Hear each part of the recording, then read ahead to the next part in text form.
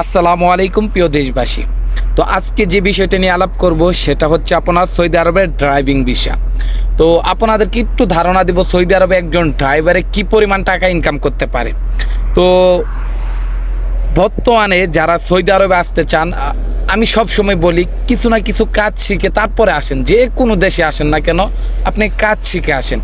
এই যে এইগুলা টেলার যাইতেছে, তো এইসব টেলার আপনার সবচাইতে বেশি হলো আপনার পাকিস্তান, তারপরে হচ্ছে আপনার নেপালি, ইয়েমেনি, মাসরি, ইন্ডিয়ান, ঠিক আছে। এইগুলা হচ্ছে আপনার ড্রাইভার সবচাইতে বেশি, বাঙালি একেবারেই কম। তো এইসব একটা ড্রাইভারের ভাই বেতন আছে, প্রচুর বেতন আছে। তো আমি এক বাঙালির সাথে আলাপ করলাম আপনার, তো সেই ক্ষেত্রে তাকে জিজ্ঞাসা করছিলাম, ভাই আপনি যে গাড়ি চালান তো সেক্ষেত্রে কেমন টাকা ইনকাম হয়। তো আপনাদেরকে একটু ধারণা দেই।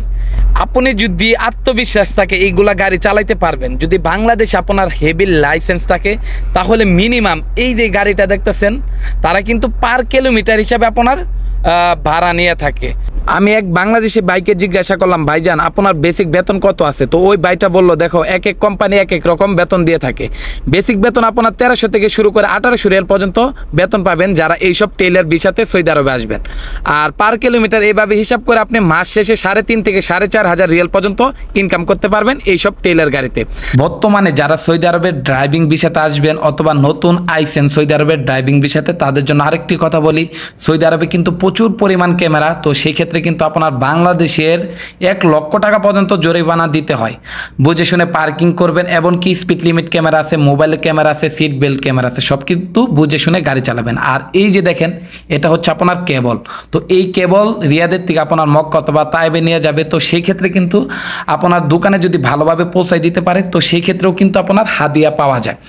তো যাই হোক, আপনারা যারা সৌদি আরবে আসবেন যে কোনো কাম শিখে আসার চেষ্টা করবেন। আর এইসব গাড়িতে কিন্তু রান্না বান্না করে খাইতে হয় এবং কি থাকতে হয়, ঠিক আছে। গাড়িতেই থাকবেন, গাড়িতে রান্না বান্না করে খাওয়া দাওয়া করতে হবে।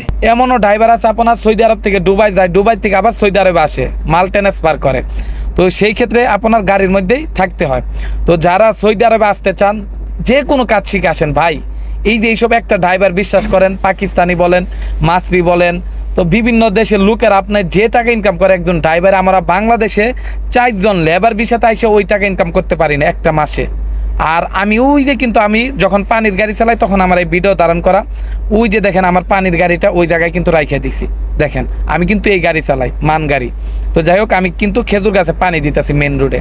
তো আপনাদেরকে আমি সবসময় ধারণা দিয়ে থাকি, দেখেন আপনারা বিদেশে আসেন, তো এই যে আমরা কিন্তু লেবার ভিসায় সবচাইতে বিদেশে আসি। তো আপনি যে কোনো, আপনি ফ্রিজ, তারপর এসি মেকানিক কাজে আসেন অথবা ইলেকট্রনিক কাজে আসেন অথবা যে কোনো কাজ, আপনি একটু ড্রাইভিং শিখে আসেন সৌদি আরবে, ভালো থাকতে পারবেন, টাকাও ইনকাম করতে পারবেন আলহামদুলিল্লাহ। আমি কিন্তু লেবার ভিসা, আমি সবসময় বলি আপনাদেরকে উৎসাহিত দেওয়ার জন্য, আমি কিন্তু লেবার ভিসাতে আসি রুট ক্লিনারের কাজে, সরকারি বলদে। আমি আসার পরে কিন্তু আমি এই জায়গার মধ্যে গাড়ি চালানো শিখছি। তো আলহামদুলিল্লাহ, মানুষের চেষ্টা করলে কিন্তু অনেক কিছু পারে। তো আপনারা ইনশাল্লাহ বাংলাদেশ থেকে কিছু কাজ শিখে আসেন, তাহলে কিন্তু টাকাও ইনকাম করতে পারবেন এবং কি ভালো থাকতে পারবেন। তো আজকে এই পর্যন্তই। যদি ভিডিওগুলো ভালো লাগে প্লিজ ভিডিওগুলো শেয়ার করে দিবেন। আর আপনাদের যদি কোনো জানার ইচ্ছা থাকে আমাকে কমেন্ট করবেন, ইনশাল্লাহ আপনাদের রিপ্লাই দেওয়ার চেষ্টা করব। আজকে এই পর্যন্তই, সবাই ভালো থাকবেন। সকলকে আবারও জানাই সালাম, আসসালামু আলাইকুম।